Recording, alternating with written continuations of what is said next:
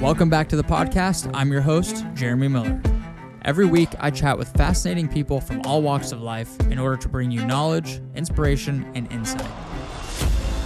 If you enjoy the show, you can support it by subscribing, leaving a review, and sharing it with a friend. This is the Jeremy Miller Podcast.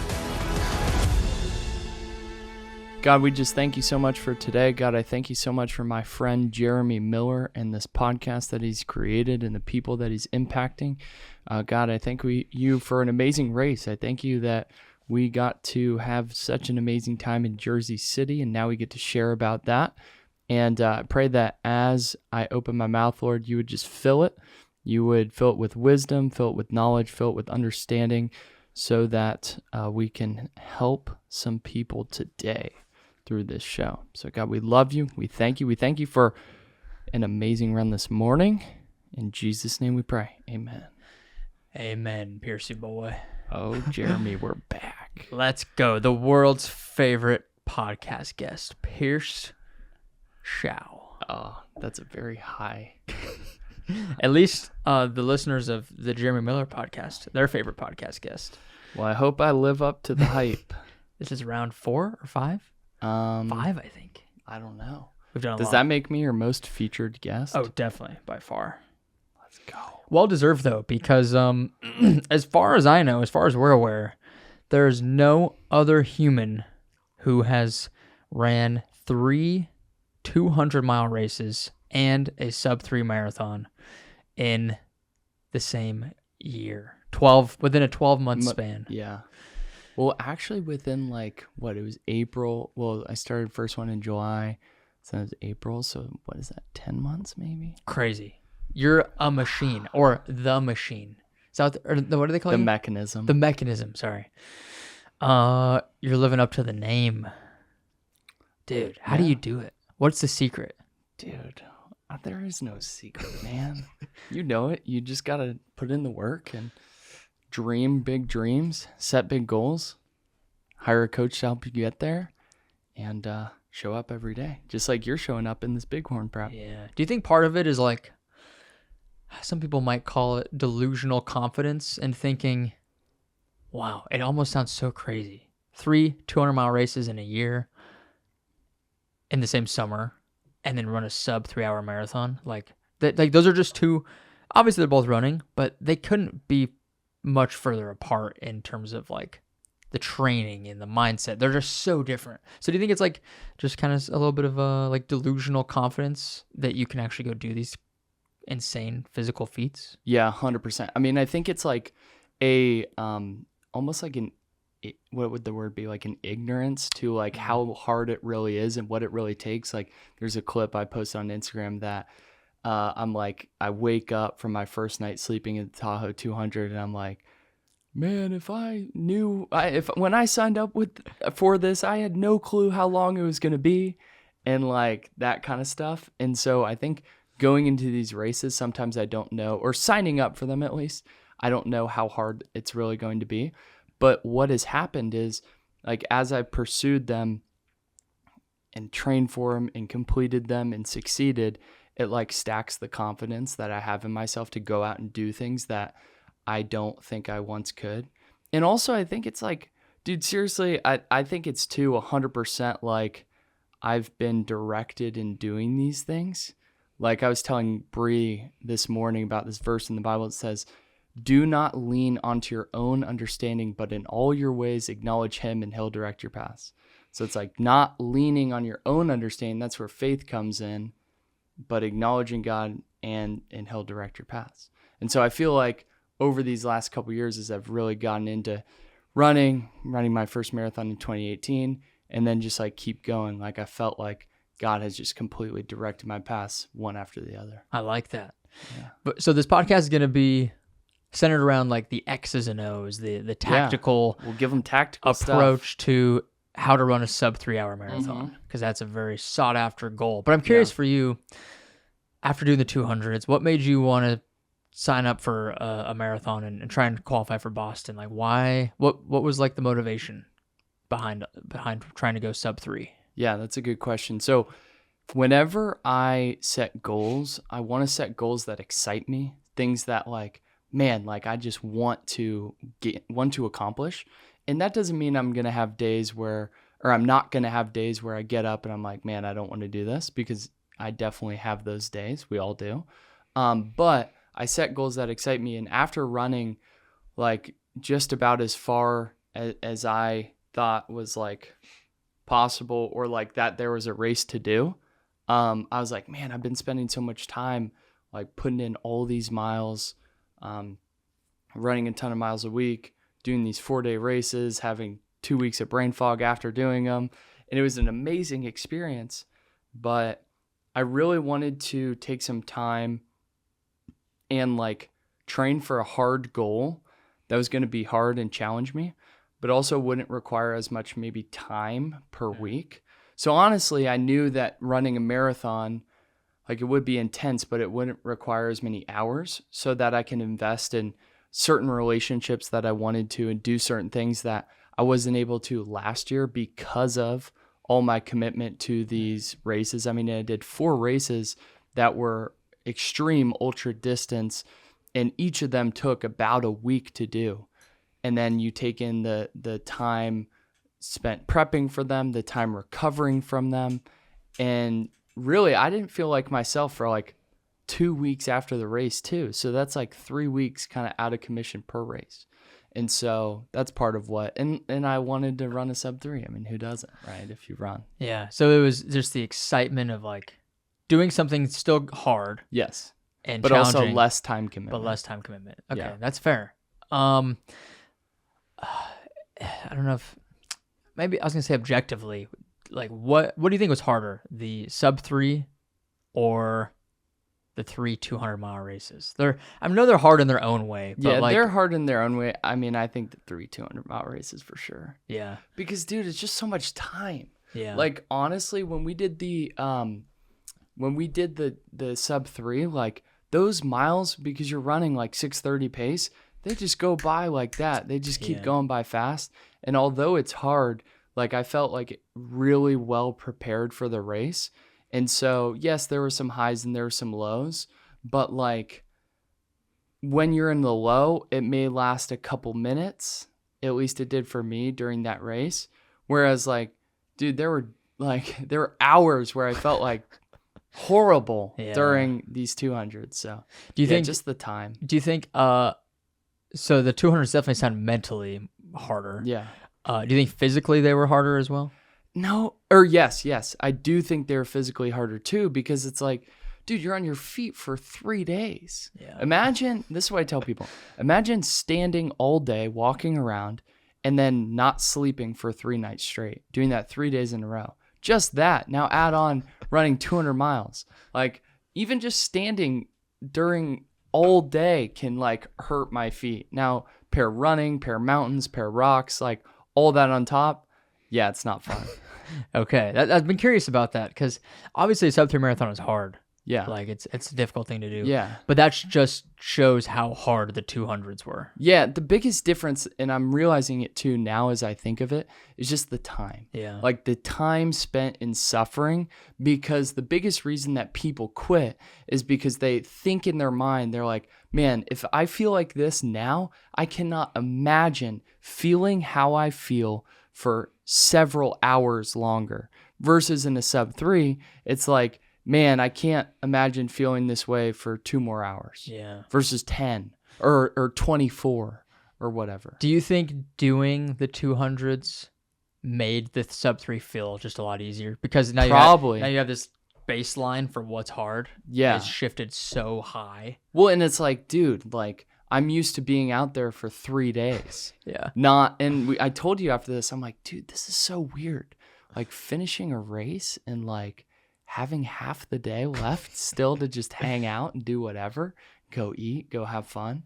Like usually when I finish these races, I'm shot. My crew is ready to just be done and go home and sleep because everyone's been up for, a couple nights in a row trying to support. And it's just different, man. Very different, very different, which is because they're so different and it's like such a different system of your body that you're using. Yeah. I like going into it because I coached you, obviously. Like I knew you'd be able to do it, but I honestly thought you'd have a harder time making the transition from like the slow zone 2 one gear ultra kind of training to now, okay, now we got to do speed work every week. Yeah. We got to do big marathon workouts, but you handled it just like a champ. Like you just went head on. And as far as I remember, I don't think there's any speed sessions where you like bonked or like didn't get through the paces. Dude, there was like 2 weeks before the race. Remember that set of like 800s? We did it again. And I tried to run them around my house or like around my street. And I screwed them up. I just like didn't do well at all. And then I also tried to do another run the next day. And I remember you texting me, you're like, did you get your miles in today? And I like answered something like not addressing that because I was like, dang. So there were definitely some ups and downs. Like it wasn't just like, hey, sign up, train, easy finish. There were definitely some ups and downs, but I was going to say something. I don't know. Ups and downs. Yeah. I remember like it seemed like time management was a big part of just because like you're so busy with work and traveling and like with marathon, it's so every run is so important because you only have, I think we built for what, like 12 weeks basically. Yeah. I don't think it was even a full like typical 16-week build.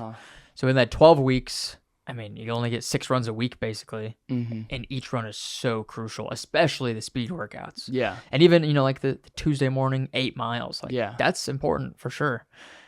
So every run is so important, but so trying to fit all those in with life can be really challenging. Yeah, here's what I was going to say too. I had this goal of running Sub-3, but then also I had the goal of like leaning out. I wanted to like lean out and just because I want to look good for the summer, right?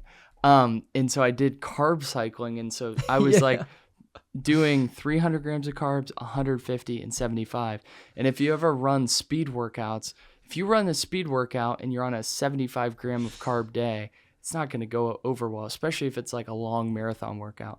And so really through this prep, I realized the importance of carbs and carb timing and all of that, because there were actually a couple like long workouts and even like some of the midweek workouts where I would be like, man, dude, like I just screwed this up because I didn't eat enough carbs. And then what I ended up doing a couple of times was I'm like, okay, well, I'll just do my easy miles for tomorrow and then bump this speed workout that I'm supposed to be doing right now that I bonked, I'll bump it till the next day. And so I think that's like a point, and it's like carbs do really matter, especially for doing speed workouts and stuff. So make sure you're getting enough carbs in. But then also like people ask me sometimes, because I coach people as well, and they're like, hey, can I move this run to tomorrow instead of today? And you, like 99% of the time I'm like, yeah, sure. Just switch it around, because getting in the run is important 100%. But like, if you need to move it just one day, it's not going to throw off your whole plan. Yeah. And so that's what I did, because it's way better to get it done than not get it done and, be mad about it. Yeah. If you have to shift something in order to maintain the quality of your prep, I think it's definitely worth it. Like, if you have to do a workout on a Wednesday instead of a Tuesday, it's not the end of the world. Yeah. And even if you do have to like miss a run entirely, like obviously try not to, but one of my favorite analogies to that, I saw this picture. I wish I could like put it up. Maybe we can, but it was on Instagram. It was like this picture of like a bunch of blocks. Every block was every run you did throughout a build. And it was just like a ton of blocks because you do so many runs. You do like 100 runs in a marathon build. And then it was like below it was, this is what your build looks like if you miss 6 of your runs. And you can't even tell a difference because there's so many. So it's like, yes, it sucks to miss a run. You try not to. But like if you miss 1 or 2, it's not the end of the world. Or if you have to shift or something, everything's adaptable. That's the biggest thing I've learned through this ultra training is like fitness is so cumulative. And I used to get so pissed off when I would miss a run, miss a workout, bonk a workout, whatever. And it would just like send me into a spiral. And what I've realized over doing all these races is like, as long as you can just like be progressively getting better, it doesn't matter if you miss up here or there. Like I want to get every workout in as possible, but like I shoot for 80%. Like as long as I'm just getting over 80%, like boom, I'm just moving. Because I'm not in this for like a year. I'm not in this for just the next marathon. It's like, hey, I want to make this fitness a lifestyle and continue to prolong my career. Throughout the 12-ish week prep, what was the biggest shock, or maybe what did you learn the most, or what stood out to you the most of like, oh, I didn't expect that, or you've done all these ultra training. I mean, it's no question the biggest difference between training for a 100-mile race and training for a marathon is the speed workouts. So for us, we did, I think it was Tuesday or Wednesday morning speed workouts, middle of the week. Then we did Saturday marathon workouts. We probably did like 4 or so of those workouts, and then the other ones were just like easy long runs or fast finish long runs. So that's the biggest thing is like those speed workouts. Luckily enough, I was able to do 2 of them with you. And so we were able to like do those together. You're able to show me. And that's the biggest thing I like to do is like, man, when I was training for the Tahoe 200, I went out and visited my coach, spent a weekend with him, and just being around him and picking his brain on his mindset and how he eats and things like that made a huge difference. Like, for instance, when I was running with Mike in Tahoe, we were actually running part of the trail like a month or 2 before the race, and he was like, hey, are you open to some feedback after we finish this one training run we were doing? We're doing like 20 miles. He's like, throughout the run, when you're going up and down and doing this and that, your pace was changing so much. And also you're running probably too fast for like 200-mile pace. And so he showed me what really 200-mile pace and a 200-mile effort really looked like. Like before that trip, I didn't know that you hike the uphills and that the pace is like even slower than a 100-mile pace. I mean, yeah, you would think, but I didn't know what it was like. And so he was like, hey, just maintain a consistent pace, hike anything that's uphill. And then that really helped me. So with you, when I'm doing these speed workouts, it's like, okay, what are we having the night before? Like a steak, couscous. Jeremy loves couscous, by the way. Big couscous guy. Big couscous guy. So we're doing that. Then we're having the fruit soup the night before, which I already was doing. But and then like the morning of, what carbs are you having? Are you doing 2 before and electrolytes, and are you having 2 scoops or 1 like we did before the race? We did 2 scoops rather than just 1, which I always do 1 scoop in the morning, but the 2 to kind of get ahead of the intake of the electrolytes. And then like when we were going out and doing the workout, so you get your carbs, your electrolytes in the morning before the workout. And then like when you were timing your gels, like we were taking gels about every 4 or so miles. And then you were like, during training, we did Martin 100s, but then during races, you do 160s just so you can get a little bit extra fuel. Yeah. Oh, so maybe jump into that. Why do you train? And I think I'm correct on this, but why do you train with 100s, but then races do 160s a lot of times? 2 elements. One, the 100s are cheaper. And when you're doing, you do hit like 4 or 5 of those big workouts, you're going through like 6 or 7 gels. Like each gel's like $3 or $4. So it's like, it's expensive, one. It's plus the like midweek speed workouts if you throw some gels in there. Or we pay a lot to suffer. Plus all your like long runs, like a lot of your long runs require gels too. So it's just, if you're doing, 3 or 4 month build and you're using multiple gels a week, like that can just get really expensive. So there's that element. And also like tactically, I think there isn't a benefit to training with not quite full race day nutrition, like slightly, I guess underfueled is the right word. Like you want to be careful with it because you don't want to like cause an injury or something. But I think most people, like, as long as you eat a moderate amount of carbs and you show up and like take a few gels and stuff, like I think even like doing long runs or like your midweeks or you're just like midweek easy runs, fasted, I think there's a lot of benefit to that because you slowly teach your body to be fat adapted. A lot of people might not agree with that, but it's worked really well for me. So less carbs during training, like even not even really carb loading too much during training, like maybe the day before getting in carbs. Again, it's a mixed bag on what people would Yeah. think. But that's what worked for me. Obviously, it worked for you too. So Yeah. yeah, that's the reason for 160s versus hundreds. But I'm curious, was there a race or was there a workout or any point during the training where you felt like just a bunch of confidence, where like you did a workout or you did something or something happened and you're like, man, I think I got this sub-3 in the bag? Was there a Dude, point when like that? when we did our workouts, like I feel like you reinforced me a lot of like, all right, you like a lot of times you're like, all right, hold this pace. The last one we can really go out. And so like go and push hard. And so that happened a couple times. And then like, That one you left me in the dust. yeah, that was big confidence. I think it was the building. second one. It was like a 20-mile workout. Yeah, it was our last big. Yeah. No, I did one more big workout after that, but like that was Yeah. our last one together. Yeah, you like the last mile.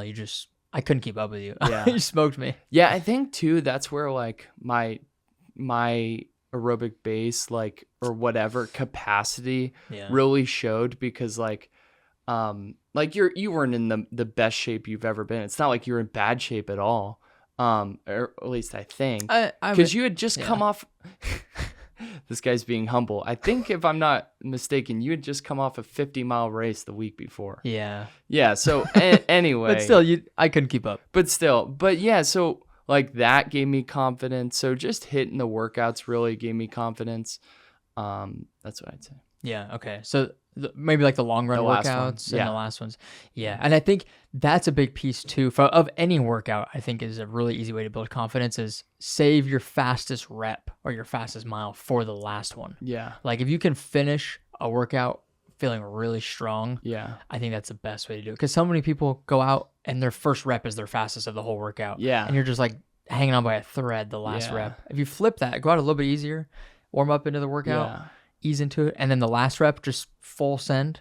Like obviously don't get hurt, but Yeah. And that's the value of a good coach and a good guide to helping you accomplish a goal is like you made me like you kind of held me back from like burning myself out in the race too. Like in the race, we'll jump to that for 1 second, is like I had carb loaded, I had tapered, we'd done all that, and then I come out so excited, adrenaline, all of this, and I was just ready to rip it. Like, and we were running 6-minute pace for like the first half mile, and I felt like I was running 9-minute pace. Like I felt like I was floating. yeah. And so you helped me by pulling me back there. So yeah, I think like a good coach gets you to do enough without overdoing it.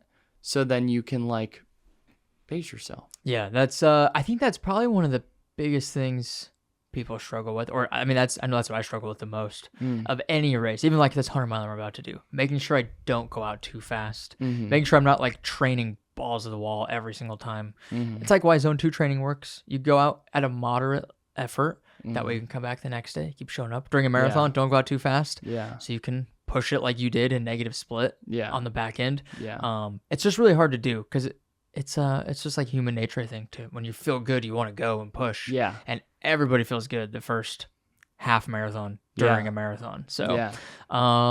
Anything else during training we should cover? I feel like if people want to know like very specific workouts and the actual like training, I guess we have a whole nother podcast on that you can listen to. Yeah. And you can watch that like 20-mile marathon workout video. Yeah, I've got a few YouTube videos. And that's kind of more the prep into the race. But maybe now we should jump to like race weekend, kind of what we did and like go through the race itself. Yeah. So to kind of sum things up so far, number one, have a good plan to follow that includes like 2 days of speed workouts. Sometimes only one, like just your midweek every week.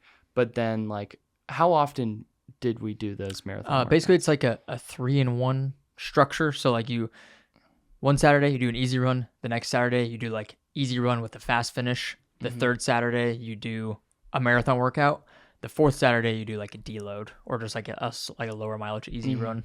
So one really solid marathon workout every month. Yeah. Leading up to a race. And then so that the speed workouts, having that guide, and then too going into race weekend, dude, one of the biggest things that I realized was the carb load.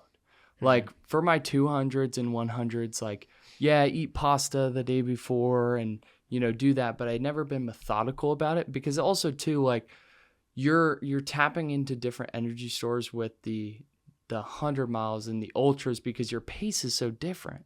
It's like your all day pace.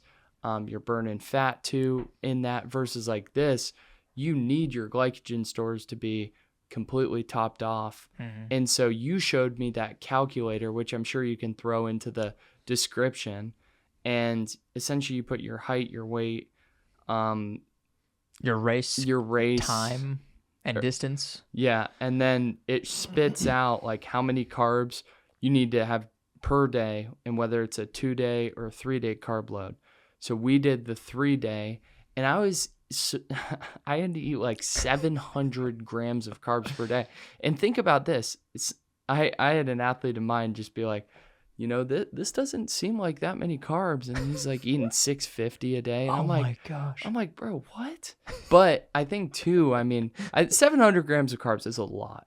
But especially it's a lot when you're used to eating 300, 150, or 75. And so for that carb load, I ate a ton of dates. I ate like dried fruit. I ate the fruit dessert, which is like frozen fruit, cream, heavy cream, and then maple syrup. But the main thing was the dates. And then, so that was huge. Like, what was that then? Thursday, Friday, Saturday, carb load was 700 grams of carbs. Then a week before the race, actually jumping back a little bit, you're like, what shoes are you going to run in? And I'm like, I'm just going to run in the ones that that's what I've been training in, right? The endorphin speeds. And he's like, oh, no, dude, you need a new pair of shoes. And I realized that like, really, if you want to maximize your chances, you need a carbon plated shoe. And really this shoe shouldn't have like any miles, maybe your 3-mile shakeout run on them, but you really don't want any miles on this shoe because like they wear out so fast, right? They're just they're made so minimally and like as light as possible. They're like obviously still high quality shoes, but they're not made to last. Like they're made to really run one or maybe 2 races, like a couple halves or a marathon. So yeah, just like the carbon plate loses its like springiness and the foam loses its like return that it can give you. So yeah, fresh shoes definitely helps. So you went with the Saucony Endorphin Elites? Yeah, great shoes. Yeah, they were really good. I wore the Nike Alpha Fly 3s. I love those. I like those a lot. Those 2 shoes, the Saucony Elites and the Alpha Fly 3s, probably my 2 favorite marathon shoes. I might need to try the Alpha Flies. They're great. They're a little bit more narrow. Okay. But I like them. They're narrow. They're fast. Okay. But okay, so the carb load, shoes. Also, don't wear a cotton shirt when you want to run a marathon because you're gonna get your shirt's gonna get soaked and it's gonna feel like it's weighing you down, maybe give you some chafing. So I got I never actually worn one before. What do they call it? Like a singlet? A singlet. It's just a tank. I don't know why they're called singlets. It's like a Nike racing singlet. Yeah. Got Jesus is King on the front. By the way, anyone who's asking, I've had like so many DMs about this. I bought the singlet and then I took it to a mall and I got it like vinyl printed. Vinyl printed is the correct terminology, says Jeremy. So comment below if you want a custom Jesus is King singlet, and maybe I might have to start making them. You should. But yeah, so that those are a couple big things. Okay. The singlet, the shoes, the carb load. The singlet, the shoes, the carb load. I'm trying to think what else like leading into the race. I mean, that's basically it. The taper. How at what point during the taper did you start to like feel good? Because like you do that big peak workout and then you have 2 weeks before the race. And obviously it takes some time to recover from that workout. Do you remember at what point in the taper you're like, oh man, I'm feeling pretty good. I'm like ready to like let it rip. I don't know if there was ever a time where I was like, oh man, like I'm ready to let it rip. I don't know. I don't remember there being a specific time. And I think sometimes it's weird. Like I feel like, I just don't think about like Yeah. that maybe. I feel that. I don't Okay. know. Like, cause I'm doing so many other things and I'm excited for the race, of course, but it's like, I'm just doing it, man. So I don't know, but the taper definitely left me feeling really good. And honestly, I think like going into the race, I was a little bit like worried and nervous because I think that workout I bonked was like 2 or 3 weeks before the race. So I was like, shoot, man, if I'm bonking these 800s, like, how am I going to do? But it ended up going. Did you have a favorite workout that we did that you remember? Like one where it's like, oh, that was like a fun workout. I like that one. Do you remember any that like stood out? Not really. Definitely not the float miles. That was not Those fun. are hard. I hate those. Yeah, it's like when you run 2 miles at your marathon pace and then like a mile, which is rest, but it's not really rest because it's like 30 seconds slower. Yeah. And it's almost like those are harder than your actual miles Yeah. because you're disengaged, but you also have to be engaged. They're hard. Oh, also one thing is when you're doing your speed workouts, don't listen to anything. There were some where I listened to I'll go through seasons where I don't listen to anything while I run, and then I'll go through seasons where I listen to podcasts and YouTube videos and books and things like that. And what I realized on my speed workouts is if I listen to music or podcasts or whatever, it would like disengage me from the run, which usually actually helps on easy runs because it makes it go by faster and your mind just kind of drifts. But you don't want that in a speed workout because you have to be focused on hitting your paces. Yeah. And so you're disengaged when you want to be engaged and it just doesn't work out well. That's a good point. So no headphones during your speed workout. Yeah. I'd say the same thing for the marathon workouts too. Yeah. Okay. That's all leading into the race. Mm-hmm. The Saturday before the race in Jersey City, 3 mile shakeout. 3 mile shakeout, packet pickup. Kept it pretty light, not walking around it. Also, during my half marathon in this prep, I walked around probably 10 miles the day before. Don't do that. Just keep it easy. Take it easy. We had a good pasta lunch and then kava for dinner. Yeah.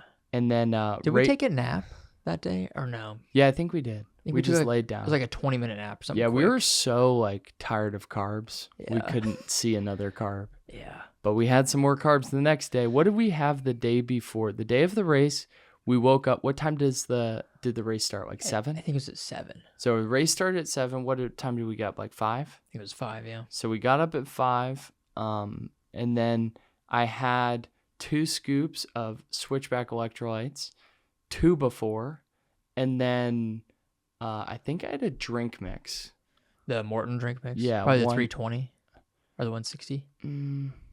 I thought I did 160 and then the solid.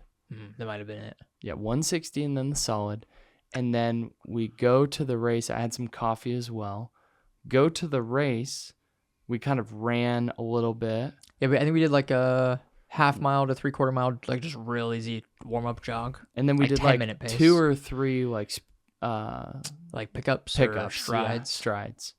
So we picked up the pace, just kind of loosened out a little bit.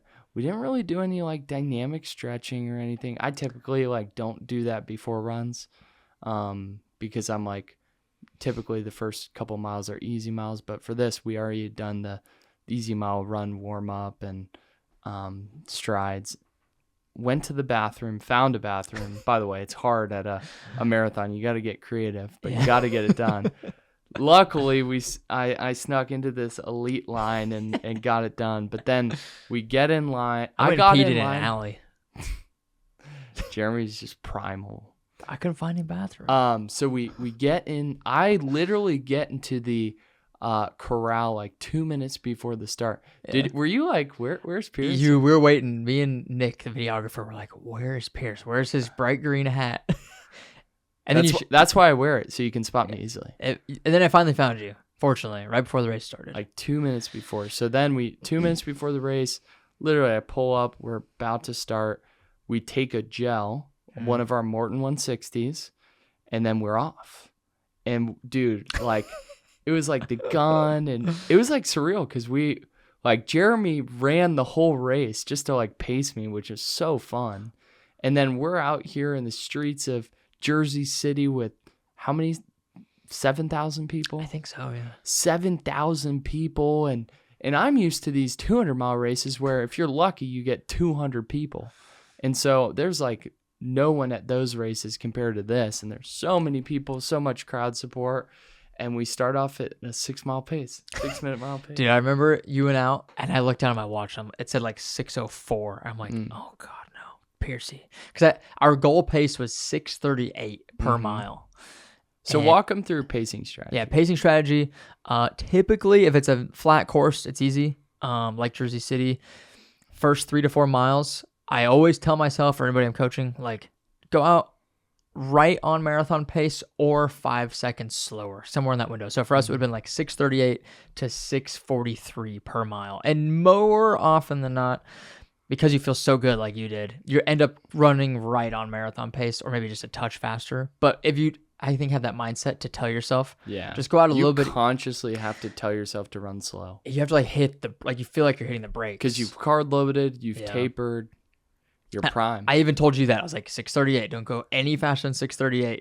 Hit some like low 6:40s if we need to. And you went out, first 800 meters was like 6:05, whatever. Do you have the splits? Yeah. I want to see the first mile, I think was like, it was still like 6:30 or 20s or something. It was fast. 6:20 for the first mile. And I was just yelling at you. I'm like, Percy, slow down. And then you finally did. Even our second mile was pretty fast, I think, too. 6:36. So okay, we dialed it back in. And then we got faster, 6:33. 6:42. 6:33, 6:38, 6:42. So also, this is a point too, like, don't worry about one of your miles being faster or being slower than your marathon pace, because it will equal out. I mean, let me look at this. Yeah. I had 6:40. I had 1, 2, 3 or 4 like miles that were slower than marathon pace, but like it evened out. Yeah, because there was some hills a couple times, like little. I remember around like mile 20, there was a pretty kind of long, steady hill. It wasn't big, but it was, you felt it, and there was a headwind too. So yeah, I think it's important to know every course, no matter how quote unquote flat it is, there's gonna be little undulations where you might have some slower undulations. Miles. Dang, dude, you like that word? You're very smart or very something. studious. Yeah, you're gonna have some miles that are faster and slower. So Jeremy pulls me back. We start running around our pace, which is good. We're just clipping away, taking a gel about every 4 to 5 miles. What was your hydration during the race strategy? So I had a Solomon bottle I was just carrying. And the like soft flask? Yeah, it was like 16 ounces. And I think I had 2 scoops of electrolytes in there. I think it was 2, not 1. I think 2. And I would, so Jeremy and I, the goal for the first half marathon was I was going to drink that so we didn't have to like try and grab water and stuff and get slowed down by some of the people, because obviously if you're doing a race, like a lot of people start off close together and then it spreads out. And so the second half of the race is less crowded. And so I just used that. It really helped. It wasn't that big of a deal carrying it too, because I'm used to carrying like a 15-pound pack on my back from these 200-mile races, because you have to have like 6 water bottles and a rain jacket and pants and gloves and poles and all that stuff, which, get ready. Jeremy's doing Bighorn. He has to carry a pack. Not quite that much though. Yeah, you don't have to carry that. This ain't a 200-mile race. Yeah, but so anyway, we run that pace. The first half marathon. And then what happened at half was Jeremy and I were running past, like, because we were running down one side and the half people were finishing to the right. And I saw the clock and it said 127. 127, which was like exactly on pace. And I'm like, dude, I feel way too good to like let it be this close, because I always want to. I had a lacrosse coach that always used to say, leave no doubt. Like, I wanted to leave no doubt that I could do this and that I was going to do this and that whatever. So I actually have my paces. It's very clear that I made that. One thing I want to say too, to make this clear, because we haven't said it yet. So the goal was sub-3, but the real goal was sub-254. Yeah. So sub-254 is 6:38 per mile. To break 3 hours, I think it's like 6:50 or 6:51 per mile. So yes, goal was definitely sub-3, but 2:54 because we wanted to have buffer room so you could actually get into Boston and qualify for Boston. Yeah. Because the way that the system works, you can run sub-3. That allows you to register, but based on how many people register and how fast people run, there's a cutoff.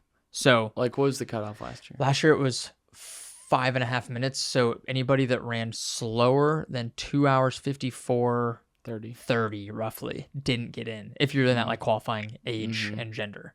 So for us, we're like, okay, if we run sub 254, we should be safe to get into Boston. So just making that clear. Yeah. So the goal was 254. The goal was 254. And so I see this, I'm like, oh shoot, let's go. Let's turn it up. So mile 14 was a 6:17. Mile 15 was a 6:17, and mile 16 was a 6:10. And by this point, I've just like left Jeremy because he's like, we're holding this pace. Yeah. And then I was like, oh shoot, I left Jeremy, and then I ran a 6:39 the next, and then a 6:44 because I'm like, oh, should I wait up for him? But then I was just like, oh, screw it. So I just kept going. And one of the things too to keep in mind is that during a marathon, really the race, you always said the real race starts between 18 and 20. The real race starts between 18 and 20. So like after I had sped up for 15, 16, 17, I was like, oh shoot, man, am I speeding up too fast? And I was kind of like, I don't want to shoot myself in the foot. So I slowed down a little bit. And then when mile 20 came around, I was like, okay, well, now the real race begins. And I was starting to feel it at this point for sure. But it was actually crazy, dude. Like right around mile 22, 23, I caught up with some other guy that was running at about my pace. And I just like stayed on his tail. And we were pushing each other through the finish. Like he was encouraging me. I was encouraging him. And my last like miles went from like 6:39 to 6:26 to 6:12 to 6:05 to 6:04 to 6:13. And then the last like half mile was 6:07. Jeez. So that's the power of a pacer and someone pushing you. Was mile 26 your fastest mile? 25 was. 25. Yeah. Dang. Well, what happened was at 25 I ran a 6:04, and then the guy like kind of pushed in front of me because I was feeling it, and so I ran a 6:13 the last one. But then like at the end, I always like, I don't know how, but like I always have this extra like surge at the end of a race, like even these 100s or 200s. And I think it's part of like when you know the end is in sight, like, and you can actually see the finish line, I am able to like click into a mode of like, I don't care how bad it hurts. I don't care whatever. Like I could know that I'm going to like be exhausted, but I just keep pushing.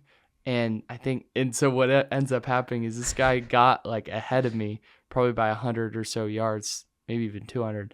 And I see him at the end, and I turned on it, and I actually passed him, and we finished like within 2 seconds of each other. There's actually, they've done studies on that where they're basically people are trying to figure out how do you tap into that earlier in the race and maintain it, because most athletes and runners, especially like, they're able to tap into that extra thing when you get to like right at the end. Yeah, the last like, whether for some people it's the last quarter mile, for some people it's the last like 6 miles. But how do you tap into that sooner? So they've actually done a lot of studies on that, which is cool. Because that's like definitely like a big psychological power you can lean into. But honestly, I think like you ended up pacing the race other than the first mile. Yeah. Pretty much picture perfect. Like you negative split the back half. So 127 on the front means you ran a 124 on the back. So did you PR your half marathon? Oh, probably. And during the race, 124 Do I need to change? Look at Strava? Maybe. Which is pretty dang impressive to PR. Well, and actually, I ran a 250 whatever, 250 but the race, my watch clocked 26.5. This is actually a really good point to talk about because so many people forget about it or don't think about it. When you run like an official race, like a marathon, half marathon, the way they measure the courses it's like USA track and field certified or whatever. They measure the course so that from start to finish, no matter which route you take, the minimum distance you're going to run, on the curves and the turns and the hills and stuff, the minimum distance you can possibly run is 26.2 miles to the dot.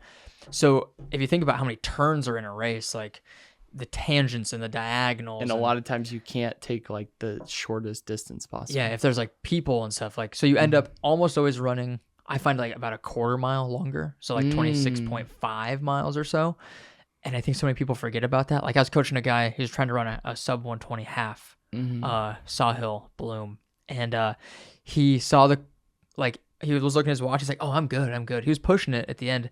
But then he got to like the last 100 meters and saw the time was already past like what he thought. And I think he ended up getting it. He pushed really hard and got it by like 1 second or something. But I think on the official time, he missed it by a second or something. I don't remember. But anyways, just keep that in mind if you're running a marathon, especially if we're going for a very specific goal time. Usually what I do on my watch is I'll take 2 to 3 seconds off per mile. So like our goal time on paper was 6:38 per mile, which means on our watches, we probably should be running like 6:35 or 6:36 per mile for that extra quarter mile buffer that we're actually going to end up running. So like people's watches aren't off. Like you're actually probably running 26.5 miles, but just keep that in mind. It's very important. Question: do you put a workout in your watch for a marathon? I've done it before. Do you like it or I not? feel like it's just distracting. Yeah. Although for a race such as like the Boston Marathon, where it's really hilly, I think it's helpful to know because like, I don't think it's necessary, but for a race like Jersey City, it's so flat, you can kind of just set cruise control. But for a race with more hills, you might want to remember like, okay, from 7 to 8 or 7 to 10 is like a really hilly section. I want to make sure that I'm running this pace because you want it to all kind of even out, I guess. Yeah. So yeah, a lot of people just like write stuff down on their hand or, get it printed out or something. So I don't know. I don't usually start workouts, but I'll like just do like a regular run. Okay. Because otherwise I think it's too distracting. Okay. Yeah. Question: can Yes. anyone run a sub 3? I think I answered that last time. Now I was going to ask you this. Now that you've done a sub 3 marathon, 2:51 for your first attempt at running a fast marathon. Yeah. Insane. Do you think that anybody can run a sub 3 marathon? I think so. Give people enough time. I mean, granted, like if you're 70 years old, I don't know. Like I'm not gonna like try and answer that. But if you're between your 20s and 40s, like I feel like if you're in good shape, like you're not carrying a bunch of excess fat, and you have a great training block, whether it's, who knows, maybe to run a sub 3, you have to get trained for a year, 2 years, 3 years, 4 years, whatever. I think with the right coach and the right plan, I think you can. I mean, I think so. Here's what I say too, because I coach a lot of people to run their first marathon and first ultra. And I say the reason that more people don't do this is not because they can't, but because they don't think they can, so they don't try. And so that's how I would answer it. I would say more people than current have or can run a sub 3, but they don't because they don't think they can. And I think that's part of why we're seeing so many more people run a sub 3 because the age of the Instagram runner and influencer and going for sub 3s, like it's so popular on Instagram. And so what that does is it shows more people what's possible, and then more people start believing that they can do it and learn and learn the workouts and the carb loading and all those things, and then more people do it. It's like for a long period of time, no one had run a 4-minute mile, and then one person does it, then like so many people are doing it. And so I think that's the same thing that's happening with the sub 3. I think you nailed it. Yeah. Because that's exactly, we were talking about that this morning on our 5-hour trail run. Yes. I was like, seeing you in person running a 200-mile race gave me so much confidence that like, I think I could do it. Or even after seeing you do that and seeing my other friends last summer run 100-mile races and pacing them and being there in person, I'm like, I can do this. Dude, this is, sorry to interrupt you, but I just had to jump in. It's like the whole concept of you are the average of the 5 people you spend the most time with. Yeah. And that's what you're saying. Being around me at the Tahoe 200 and seeing all those people do it increased your belief in what you thought possible. Exactly. Me going and visiting Mike was like, oh my gosh, okay, this is 200-mile pace. This is how I eat so that I can speed up my recovery. And then being around you, it's like, okay, here's how I fuel with electrolytes, carbs and all of that. Let me drop some wisdom on you. Proverbs 13:20 says, whoever walks with the wise becomes wise, but the companion of fools will suffer harm. So don't hang out with a bunch of fools. That's what I'm trying to say. So true. Okay, that basically covers everything from the race. Yeah. Now I think something people will probably be interested in is like recovery, or what we did after the race to try and bounce back quickly. What did we do after the race? Honestly, like there wasn't like a huge plan and emphasis from me on bouncing back quickly.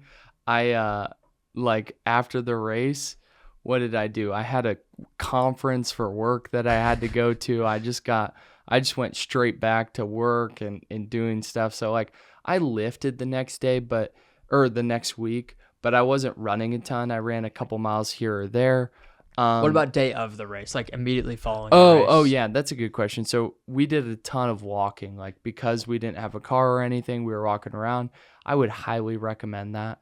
Is like after you finish a race, whether it's an ultra or whatever, like get in active recovery, whether it's walking, whether it's biking, whether it's swimming, just something really light that's going to help keep the body moving, keep blood flow up, eat a good meal, high in protein, and carbs, high quality food. Because we crushed some sushi. Yeah, we crushed. Oh, dude, that was so good.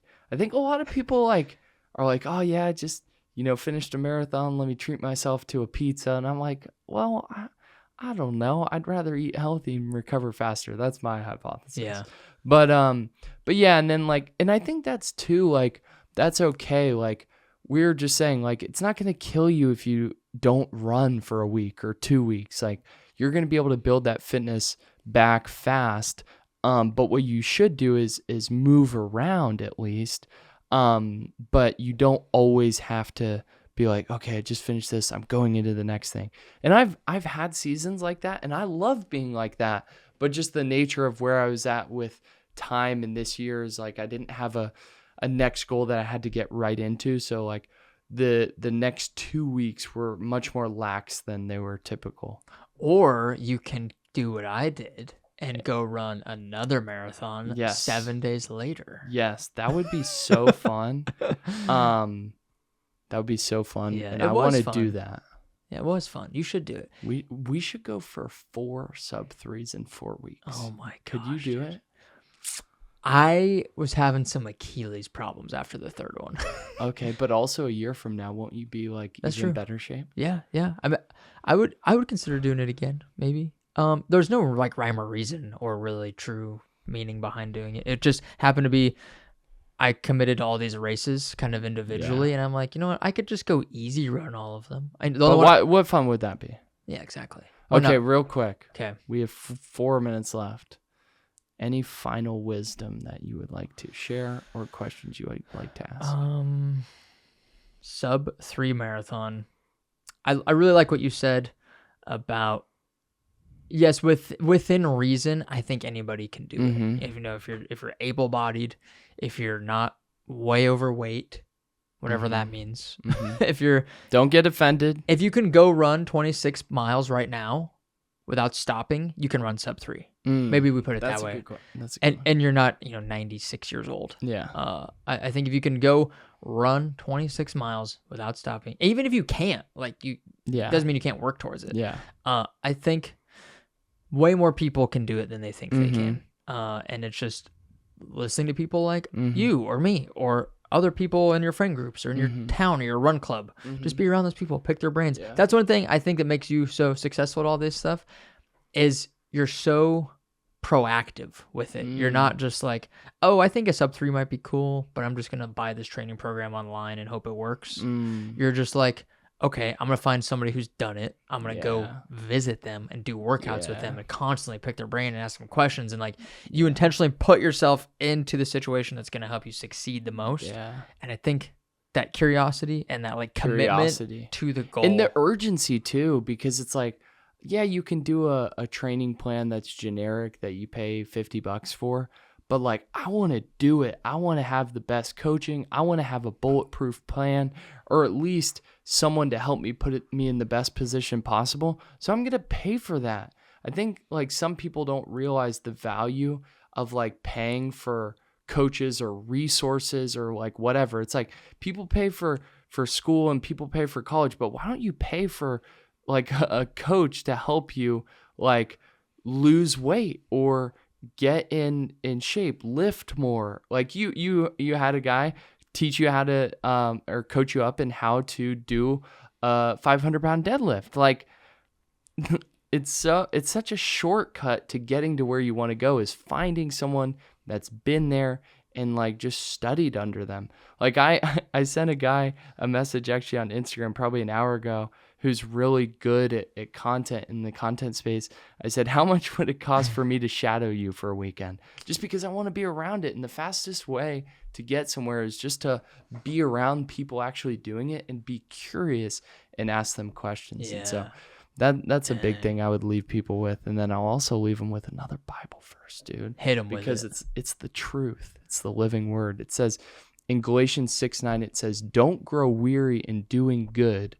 Don't grow weary in doing good, for in due season you will reap if you do not give up.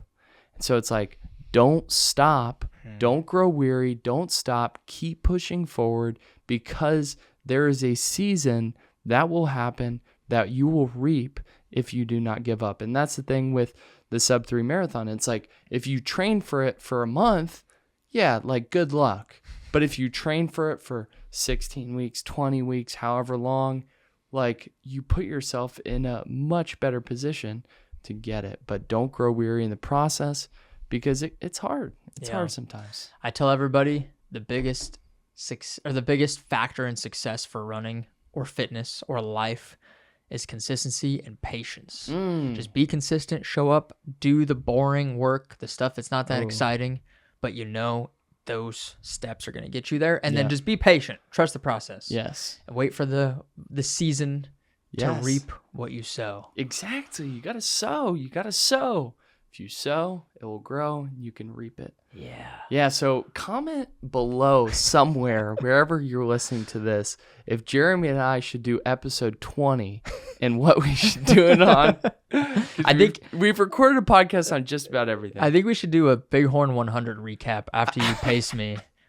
And then I get to ask you questions. Yeah, that'd be fun. We'll you guys vote on it if we should do it, and we will. Heck yeah. All right, cool. All right. Thank you guys for listening. If you think we missed anything about Sub-3s, or if you have any more questions, just let us know. Yeah, Jeremy's very active in his DMs. I should probably be better. Okay, Breeze y'all notice. We got to go to get sushi. Bye. Bye, everybody. Thanks for listening. Thank you so much for tuning into the show. If you enjoyed this episode, please make sure to subscribe to the channel, leave a review, and share it with a friend. We'll see you in the next one.